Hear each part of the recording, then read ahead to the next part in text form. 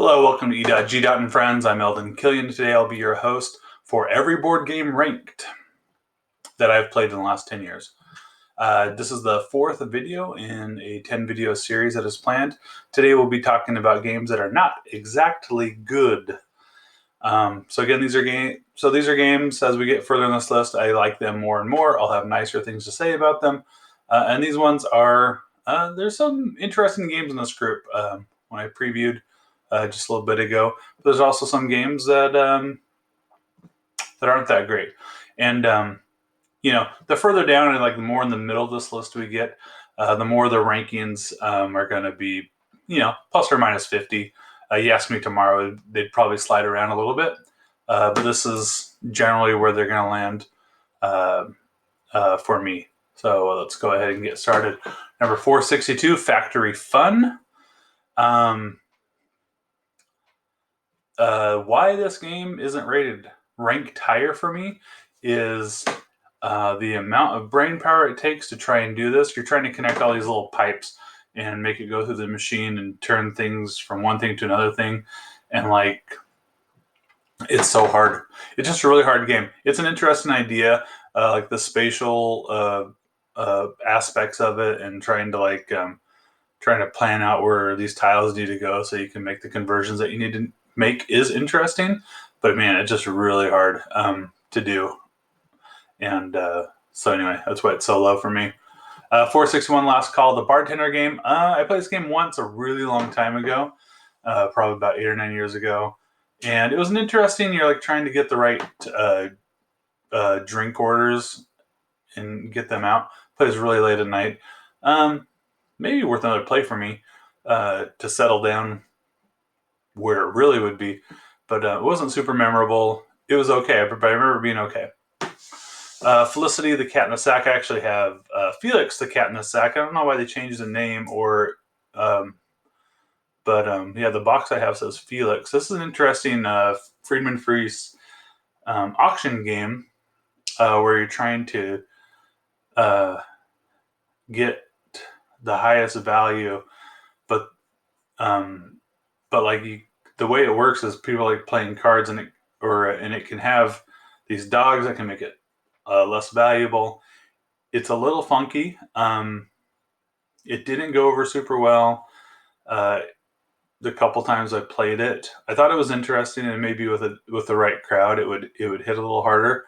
But anyway, this is Felicity the Cat in the Sack. 459, Welcome to the Dungeon. This is a quick dungeon delve type game.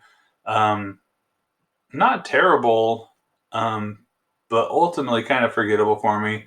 I won't say it's a bad game, but not the right game for me. 458 Chicago Express. For the longest time, I'd see the pictures of this like on BGG, and I thought that little train was a number 2. I couldn't figure out where the original Chicago Express was, but it's just a train. Kind of a profile with the steam coming out, but it looked like a 2 to me for the longest time. But anyway, this was an interesting game where you're kind of it's a train game, but you're like splatting out onto the board, and there's all these little trains on there. Anyway, a little light, but and a little more complicated for how light it feels. It was okay. Okay. Lord of the Rings, the dice building game. As I understand it, this is like a Quarriors kind of a spin to Lord of the Rings. I thought it was interesting, but not something I was itching to go back to right away. But you're trying to upgrade these dice so you can roll better things. But it's just ultimately a little too lucky for me. Numeri, this is one of the easy play games from Schmidt Spiel. And this one is okay. There's going to be some more on the list that come in a little bit later. But this one, it's trying to remember exactly how it works. But you're trying to move your numbered token things up, and there's some positional game to it. Anyway, ultimately, I'm not remembering it a lot, so it's probably why it's ranked so low. But these easy play games are interesting. Doodle Quest. This is a pretty good game to play with kids. The first couple times I played, I was super intrigued by it, and it's cool. But you have like this blank or this see-through transparent sheet, and you're looking at this middle picture, and there's like a goal that you're trying to do. Like you're trying to draw a line that goes through all the stars, but avoids the teeth of the big fish or whatever. But you're like looking at it from your position and just trying to guess where that is on the board. And the first few times, I actually had quite a bit of fun with this. But the more I played it, the more it didn't hold my attention over repeated plays over and over again, which is why it's kind of slid down. But it was a really cool, neat concept, and it's a good game you can play with young kids and older people, and it works pretty well. Captain Silver. This was one of the Kinderspiel nominees, and I played this at Board Game Geek spring convention when they have all the Spiel des Jahres nominee games there, nominated games. And this one's interesting. Like you're going into a bag and there's these different shaped tokens that you're trying to pull out, and you're trying to position them so you can do the right thing.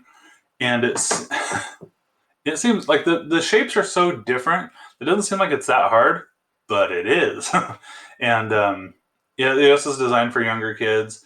But it was okay. In fact, I'd probably play this one again, and I might rank a little bit higher if it held up to a repeated play. Speed Scrabble. So this is like a variant of Scrabble, sort of like Bananagrams. It's something that my family plays a lot for years, for longer than I've been playing like serious board games as a hobby. I've been playing this game with my family. We have a championship with a WDF style belt that we pass around at family gatherings for the winner of the Speed Scrabble tournament, and it's just it's been a lot of fun over a lot of years. I would have ranked this higher 5 years ago. Over time, I've just played it so much. The magic is kind of fading. But man, yeah, we call it Speed Scrabble. I think some people call it different names, but that's what we call it. And anyway, it's not in the BGG database, but it's distinctly different than Bananagrams. It's distinctly different from Scrabble. And so I give it its own thing here on my statistics. Tumult Royale. This is Klaus and Benjamin Tuber, and this game is almost really good. There's something about it though that doesn't quite work for me. It's been too long since I've played it and talked about it. I can't remember what it was, but I just remember as I was playing it, I felt like there was some mechanical issues with the game that kept it from being really, really good. It's just okay. I wouldn't call this a bad game, but and I enjoyed my play of it, but it just wasn't. I'm not clamoring to go back to it. Is why it ends up here. Power boats. This is interesting. Like you're rolling these dice and trying to get the power boat and turn it by the rules, and it's kind of tricky. But it's an interesting racing game, and it's a little frustrating. But it's not terrible. I'd probably play this one again if it came out at a game night. Hoax. This is, I believe this was an older game, and this was reprinted, was the one that I did. And it's sort of like Coup, which is a game I've played a ton and will be higher on the list.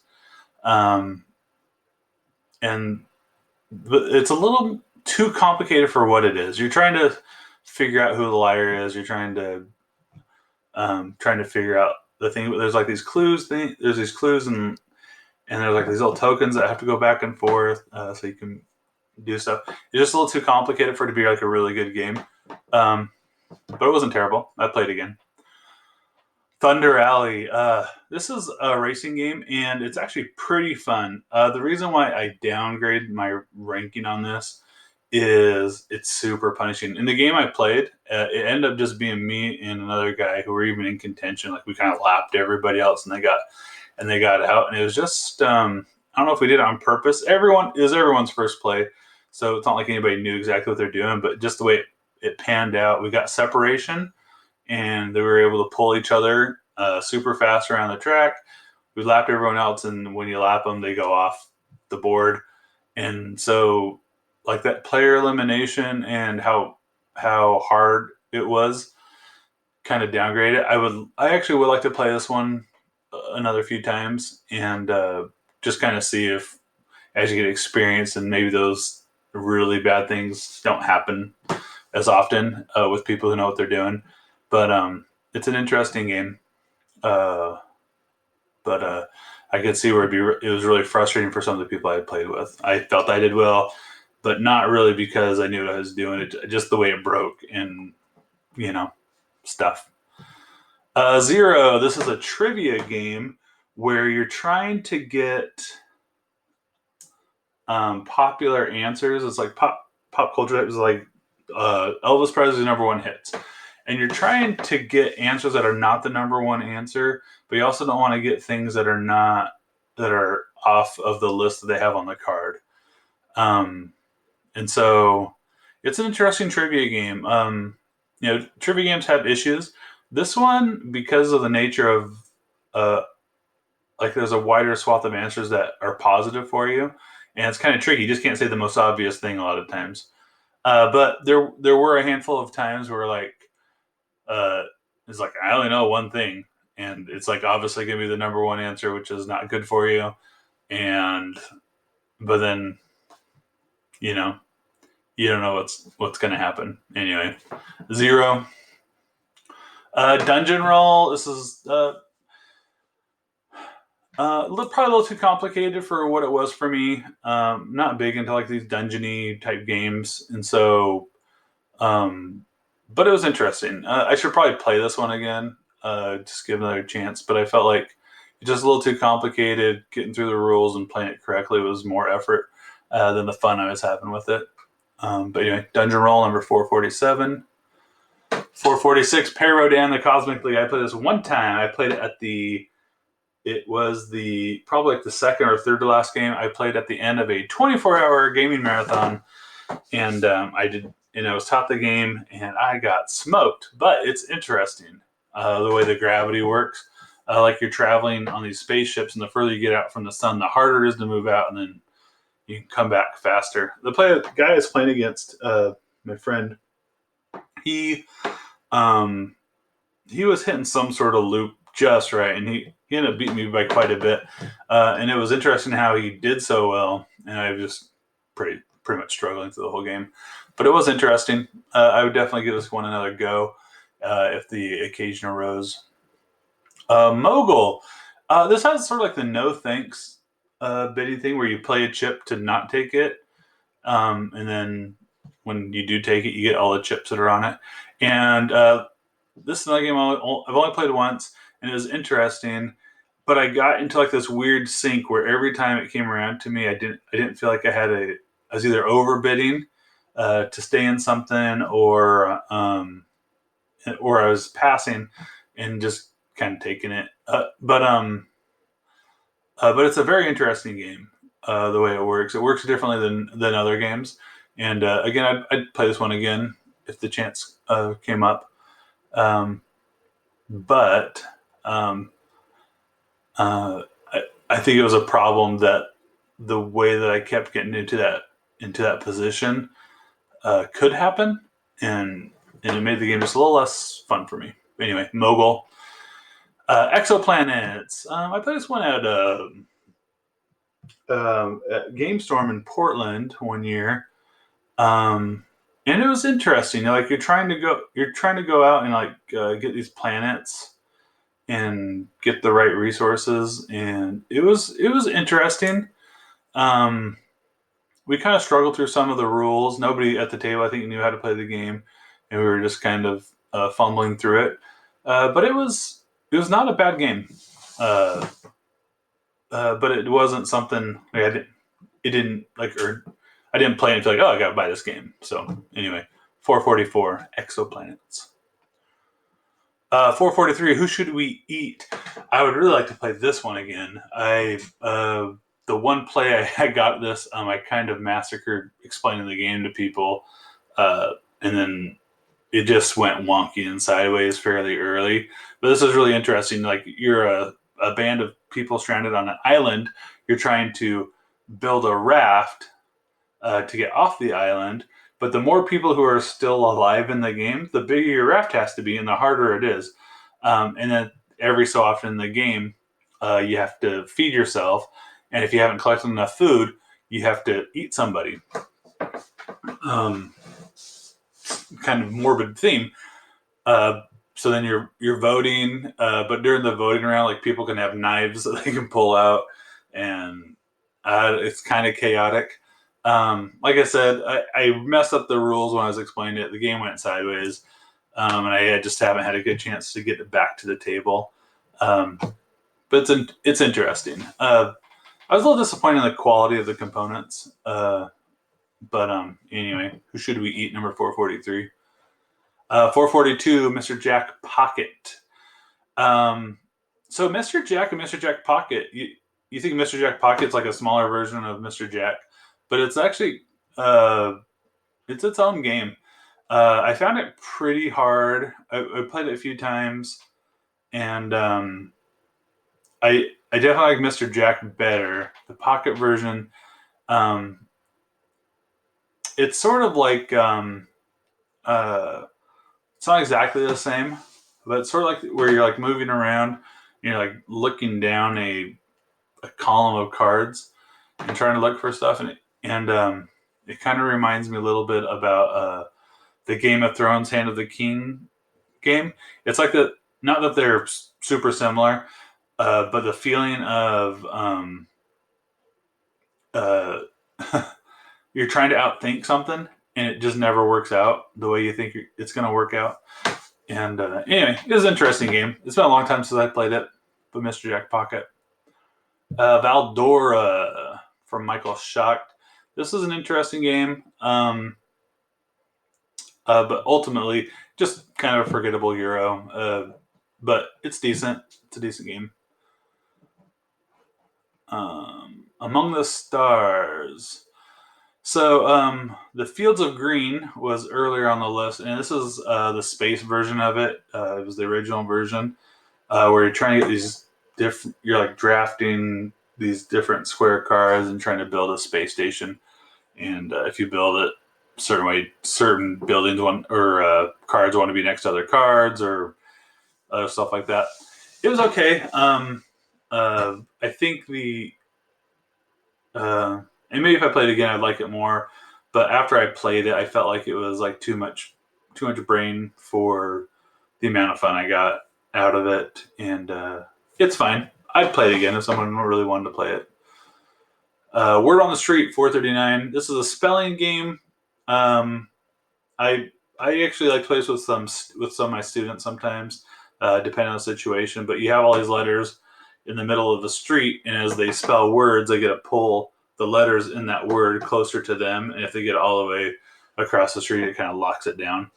And so you got to think of words. They give you like topics, and so you have to find a word that fits the topic, which sometimes can be kind of hard. But yeah, this is just a nifty spelling game.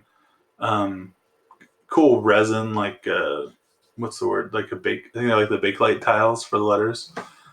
Pretty cool. Anyway, Word on the Street. Lotus. I was really disappointed in Lotus. Really beautiful cards. The gameplay is okay, but it's just kind of okay for me. I've heard some people really like this game. I heard some raving reviews, which is why I got it. But it falls at 438 out of 657 for me. So Lotus. Lanterns, Dice Lights in the Sky. I've never played Lanterns, but I read some reviews on this one. Heard some reviews from people, and they said it was decent. It's okay.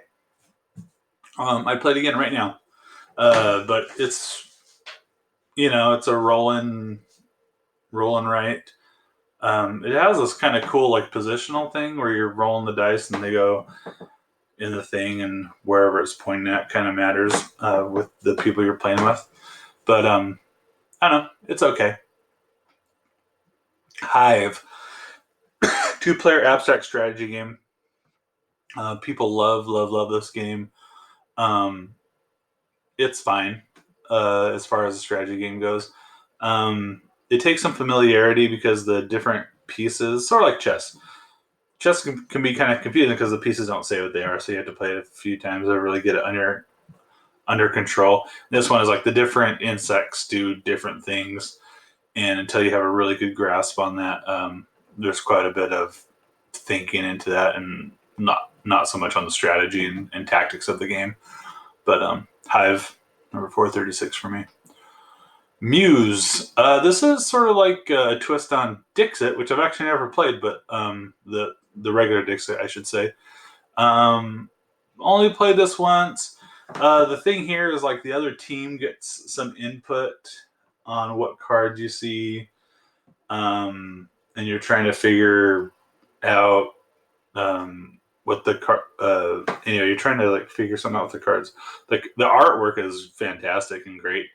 Really in good quality cards, if I remember right. But the gameplay was just a little bit wonky. I had a fun time, but it was, the gameplay was just a little too wonky for it to be a really good game. Coconuts. Just a silly game. You're trying to flick coconuts into bowls. You're just launching them. It's fine. It's fun. You're going to play it for 20 minutes and, put it away. Helios. Just kind of a forgettable Euro. I know it had something to do with the sun. You're going around the sun and collecting. You're trying to, I don't know. That's why it's here. I remember it didn't feel bad, but I just kind of forgettable. Elder Sign, chucking dice. I'm hoping they're good. The theme on here, the Cthulhu theme, carries it through a little bit, makes it a little more fun. We had like some interesting moments in the play. As a game, it's pretty lucky. Like you're going around and you're just rolling the dice and hoping to hit the right combination of dice for what you're trying to do. But we had some like tense moments, and there are lots of laughs. It's a fine game. Liar's Dice. I played a lot of Liar's Dice. And I probably liked it more 5 years ago. I just sort of, I haven't played it as much lately. When I play, it's usually with a really big group. We play like a double set a lot of times, and it's really just a math. You're just trying to figure out the odds, and our group just kind of plays the odds, and when the odds are out of whack, then you call the lie, and sometimes you get surprised, but it is, it's not a bad game. I know some people really like it, but it's not a bad way to kill half an hour. Cargo Noir. When I first played this game, I really liked it, and at the table I was playing with some other people, like, the game is okay. I was like, are you kidding? I had a lot of fun, and it's probably because I had this kind of epic last turn move that gave me the lead in the win, and so I think that made it more fun.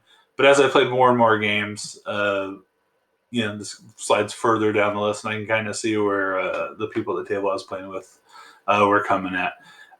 It's not bad. If you have a chance to play it and you like games like that, it's not bad. Give it a go. Fast Forward Fears, Friedman Freeze. This is one of his, what's it called? It's on the box here. Fast Forward games, Fable games where you don't really, the rules kind of present themselves as you flip over the cards and as things happen. The game was okay, but just okay. I mean, it's not bad. I would like to go through it again with somebody else. I went through the whole series of rules with somebody. It's been a little while. Give it another go. It might go up or down. I don't know. But Fast Forward Fear, number 429. Crypto. Crypto is math. But it's you pull out cards and one of them is the goal number, and then you're trying to make the other ones add up to the number. It's fun, and the more you play, like I feel like it helps you with math. I used to have some of my fourth graders play kind of a dice version of this with some dice, and it got them thinking, and it was interesting to see their minds expand and see the math and what you could do with numbers by manipulating them in different ways. But crypto. Werewords. This was Spiel des Jahres nominee last year, 2019, I think, and I bought it off of that. I've played it a couple times. It's okay. I feel like for what this game does, I'd rather play Code Names. I'd rather play a number of other games, but it wasn't bad. It was okay. 426 Suro, kind of this beautiful board with these cool like rock pieces. But you're placing a tile, you're taking it to the end of the tile, and hopefully you don't fall off the board and you're trying to be the last one standing. There's a little bit of thinkiness to it. It's an okay game. It's not one of my favorites, but Suro, number 426. Rhino Heroes, the Haba kids game, where you have bending these cards to build up like a building out of these cards, and then you have to move the rhino up, and you try not to knock it all over. I don't have the steadiest of hands, but yeah, it's silly fun. And it's kind of a game you can play with kids and adults and have a good time. Yeah, not the most serious of games, but it's okay. Red 7. I want to really like this game, but I don't. I've had it be extremely short. I've had it go on extremely long. Remember one time we at a game night, we started kind of late with some people who were at game night for the first time. We're like, oh, this shouldn't take too long. And they're like, yeah, we'll play one more game. And then it ended up going like an hour and a half or something really late at night. And it was just hurting our brains. And those people never came back. So, there's that. Space Hulk 3rd edition.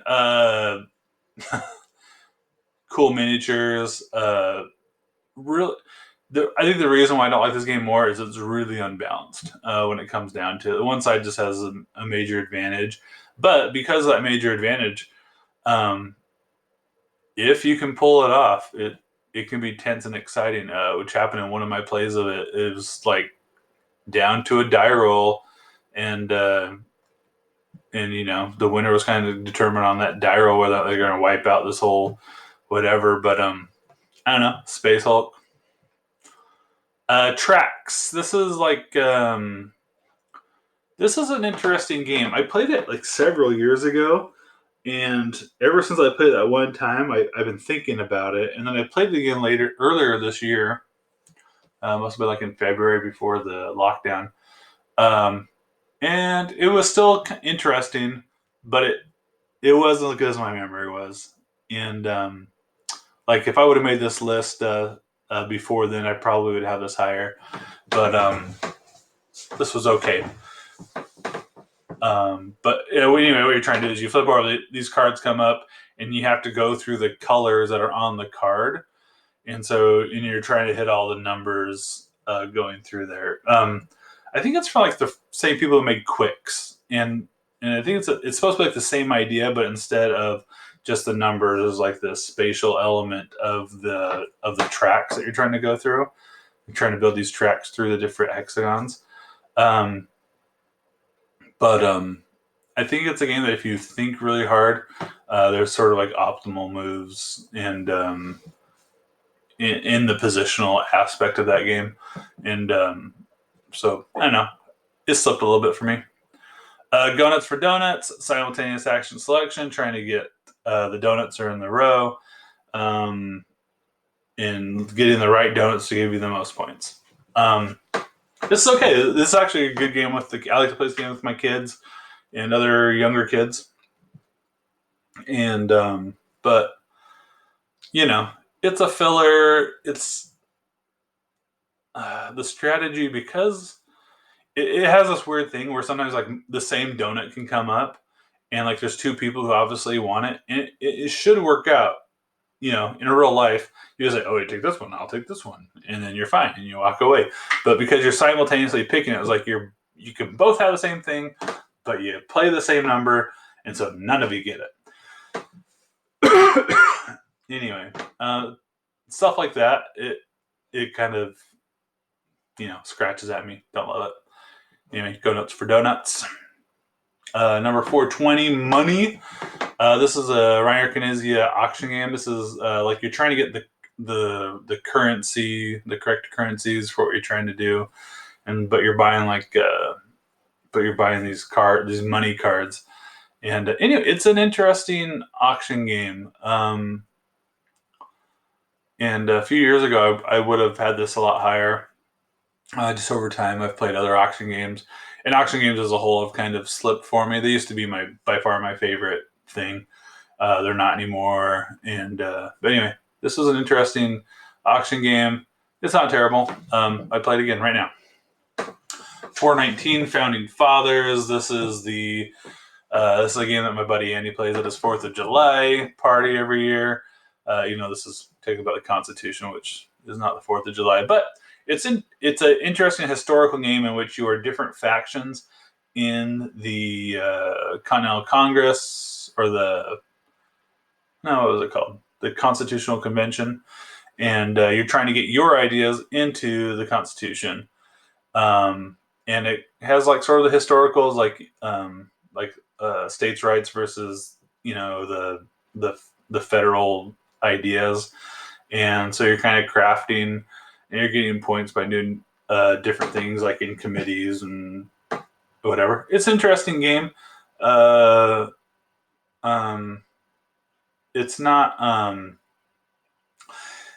So I think sometimes like the history aspect of it and like sort of alternate history of it kind of lowers it in my estimation just a tad. Anyway, 419, Founding Fathers. 418, Head of Mousehold. And this game does something that, like I've said on previous ones, I like to do a little game design. But one idea I've really played around with is the idea of wanting to be second. And that's what this game is. You are mice, and you're trying to go get cheese off of these mouse traps. The first mouse that gets there gets snapped. And then the second person who gets there gets the cheese. Second mouse gets the cheese. But there's also like this twist with the certain cards, or certain mice cards make a sound, and if that happens, and the cat comes and eats the second mouse that comes there, so then the third mouse wins. And that little tweak there makes it a lot better. But it's an interesting game, and it's a light game. It takes half hour or whatever to play the rounds. Every round. And I would rank this one higher, except for there are these cards that come out at the beginning of each round that change the rules just a little bit. And one of the cards and some of the other ones change the rules in such a way that the whole idea of the game is no longer anymore. Like one of them nullifies like the noisy mouse, and then the game. And you realize why that noisy mouse is so important, and adds a layer to the game. And then you take that away for one round, and it's not, whatever. Or like you're making decisions based on things, and the rule card comes out, and it just totally wipes out and messes up your strategy. I like the idea of those rule changes, but they need to be different rule changes, I think. And that's my criticism of the game, and why I don't like it more than I do. Anyway, Head of Mousehold. 417, Otis. I played this game 5 or 6 times. And it's all about diving down into the sea to get different levels. And you're trying to, get the cubes in the right order so you can like fulfill some goals. And it's okay. And I was more excited for it than it ended up being for me. But it's not terrible. I ended up getting rid of it though. Anyway, Otis, 417. Zendo. The game of Zendo is good. I use I find it more useful. One summer, I taught summer school, and I was teaching like a science class, and I used Zendo with the kids to teach them the scientific process. And so I kind of tweaked the rules just a little bit, and like my framing of the rules to teach the scientific method through Zendo, and that went over pretty well. The kids had a lot of fun with it, and it was pretty cool. But I think why I don't like it more, just kind of personal preference. It's not my style of game, not my favorite style of game. But Zendo 416. 415 Ponzi Scheme. This game is interesting because you are trying to make all these deals and you're adding money that you don't have, but you're trying to get more money so you can pay off your dividends or whatever they call it. You got to pay off all your customers. But then there's like a wonky scoring thing at the end with the different industries or whatever that you're trying to collect. And that kind of pulled me out of the theme of the game. And maybe it was necessary to make the game work from like a point scoring standpoint.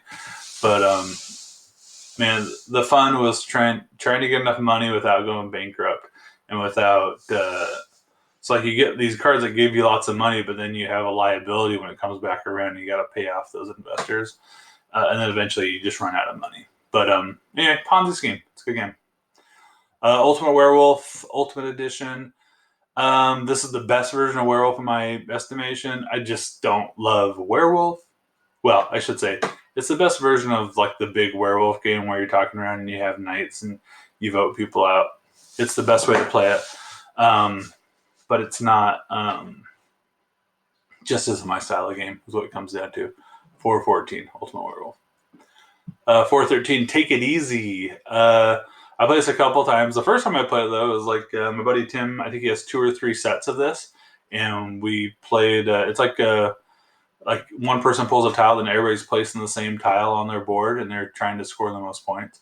I also played this. I think before that, I ran across a computer version of it where it's sort of a solo game thing, and I played that a couple of times, and it's a fun little puzzle. It really is, but as like a board game, like sitting around a table with other people,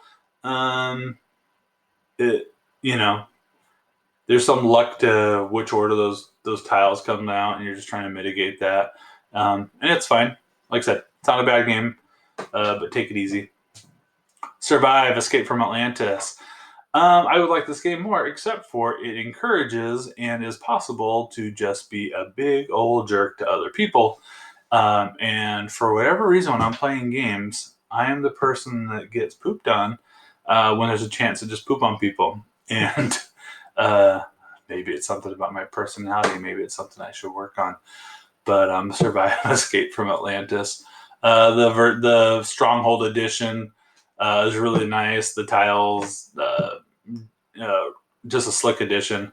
And like I said, so you're trying out the island, but you can like do actions to try and stop the other people. But if everybody kind of picks on one person, it's not so much fun for that person. Anyway, 412 Survive, Escape from Atlantis. 411 Sorry Sliders. Dexterity. This is actually a pretty cool dexterity game. I am deducting some points out because I've had to buy multiple copies because the cardboard is just not very good quality. But this is almost like a shuffleboard type game. So you're flicking them out. Works really well really good with kids. Anyway, it's a decent game. If you want like a flicking game with this kind of a sorry thing, it's pretty good. 410 Rolling Ranch. This game was interesting. But this is more like a component issue, which kind of detracted from the quality of the game. It tries to use all these symbols. They're kind of hard to read on the paper. At least the people I was playing with had a really hard time just parsing out what all the different symbols were and like how it worked. It was like just one step too complicated for what it is as a roll and write. And maybe if I played it a few more times with the same group, and everybody really understood the rules. But the people I played with, they weren't interested in playing it enough times to get to that point. So, number 410, Rolling Ranch. 409, Masquerade. So this game, what makes this game not better is that you spend a lot of the game not knowing who you are or what your role is, and the whole idea is you're trying to figure those things out, and like you're kind of passing cards under the table and not being able to look at them. Then you do look at them, and then it gets swapped, and you don't know again. Yeah, it's kind of an interesting game, and it's not terrible, but I don't know. It's kind of wonky. Blocus Dice Game. I picked this up at Target or Fred Meyer, Kroger, depending on what part of the country you're in, and this is it wasn't a bad. So the cool thing here is you're filling in squares of different colors, and so you get like these little 4-colored markers, and so on your turn you're just kind of filling those in. With the rules of Blocus, you can the same color can only touch on the corners, and you're trying to place them all and score points. It's not a bad little game. It could be worse. It had some personal intrigue for me. One of the little games I've designed, probably the best game I've designed, not that I've shared it with a ton of people, kind of uses this concept of different colored, like Tetris pieces like Blocus uses. And anyway, so it was interesting for me. 407, Pick Picnic.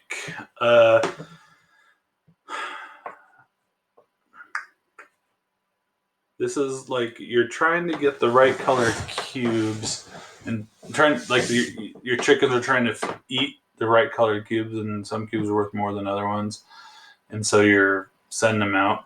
It's interesting, not great, and I'm having a hard time describing how you play it. I'm forgetting something about the rules here. You have cards, and you're sending them to the different areas. And depending on how many people go to that area, you kind of split up the cubes that are there. And sometimes areas will have the fox or something that will chase you away. Anyway, Picnic. It's not a bad game. It's okay. Llama. This was the Kinderspiel, or might have been a Spills Yards nominated game last year. By far the worst game from last year's. It was it's too Uno-y, really. There's a lot of luck. Luck of the draw. Like if you get the right set of cards, especially if you play like the 2-player version, if you just get a good set of cards, you can just win, and there's nothing to do about it. There are some interesting decisions to make, especially in a higher player count game, when you want to go out. There's a newer version of this that adds a couple little rules to it, and that I might be interested in trying that one out. But this one goes a little higher because my stepdaughter really likes this game, and we have a good time playing with her, and she brings some joy, to her life. So can't be too bad of a game. Rise of Augustus. This is Gamer Bingo. I always run the same thing. I always try to get these hard cards that are worth lots of points, and then I don't.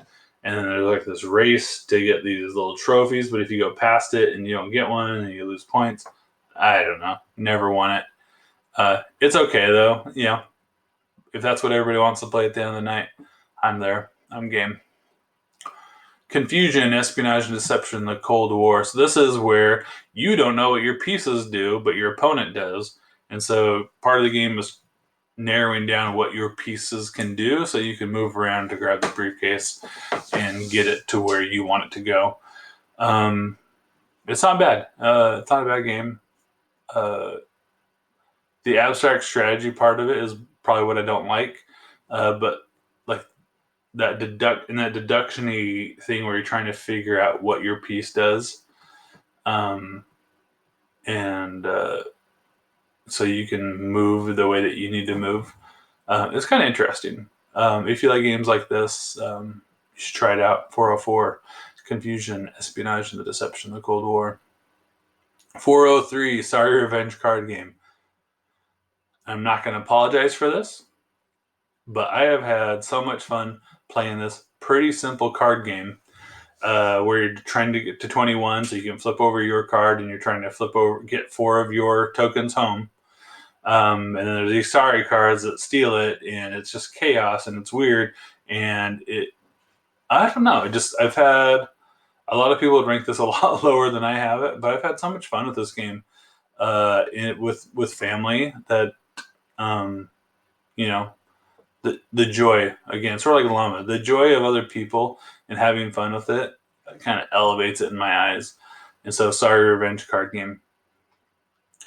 Wizard. This is a trick-taking game, and it's one of those ones where you are trying to. We played a game similar to this all growing up, but we didn't call it Wizard. Called it something else. But you are guessing, or not guessing. You're kind of bidding on how many hands you can take, and if you get that, you get more points. If you miss it, you lose some points, and you play a whole bunch of hands. And I would probably rank this higher, except for it takes a long time to play, and it's just sort of repetitive. But anyway, if you like trick-taking games, definitely worth a try to try this one out. And anyway, Wizard 402. Flowerfall. This is just a silly area majority game. The story of how it was created is pretty interesting, but you have a hand of cards, and you are picking one, and you are dropping it from a height and trying to make it land so you can create bigger areas with your symbols on it. And anyway, it's silly, it's weird. There's a lot of fun in there, and there is some strategy. It's just, dropping cards can only be so strategic. You're just relying on that card falling the way you need it to fall. But anyway, 401 Flowerfall. 400 Captain Sonar. If you need 8 people and you want to play a submarine simulation game, this is a pretty good choice. But I do think some roles are more fun than others. And if you are like the captain or the navigator, I think you're really involved in the game, and that's probably the most fun. Some of the other ones sort of have these puzzly aspects, and you're just kind of moving things around, and you're almost more of a passive person in the game. And that was, when I played it, I played one of those more passive roles, and I felt like those guys are having more fun, but I never got a chance to do that. But anyway, 400 Captain Sonar. Exactly like being in a submarine. 399 Mr. Jack in New York. So Mr. Jack, it's a little deduction game where you're trying to hunt down Mr. Jack. Kind of has some funky rules to it. Like if you're controlling different characters, and you're trying to get them in different positions so you can learn information about them. I wasn't very good at it, but if you like deduction games, this would probably be a really good one for you to try out. And there's another Mr. Jack version, Mr. Jack in London, which I don't think I've played that version. It wasn't listed anyway. They're basically the same. I don't know what the difference are, but from what I understand, they're basically the same game. Galaxy Trucker number 398. This is Vlada Chavadal, and anyway, this game has like 2 stages. One, super chaotic and weird tile placement game where you're trying to build a ship, and the second one where you see your ship get all blown up. That second half of the game is why this gets ranked lower than maybe people are expecting. The building part is fun. The second half I just feel is pretty random, and just kind of ruins the game of it for me. I don't know. it's like you have like the speed element to finish your ship, so you have some advantage in the second half, and because of that, you're just kind of always, I don't know. My ship always gets blown up every time, no matter how fast or slow I put it together. So anyway, Galaxy Trucker. Fearsome Floors, another Friedman Freeze game. Man, Friedman Freeze, I think that's the third game he had in this section. I feel like I like him better than that. But anyway, this is I actually forgot about this game for some reason. It wasn't in my data.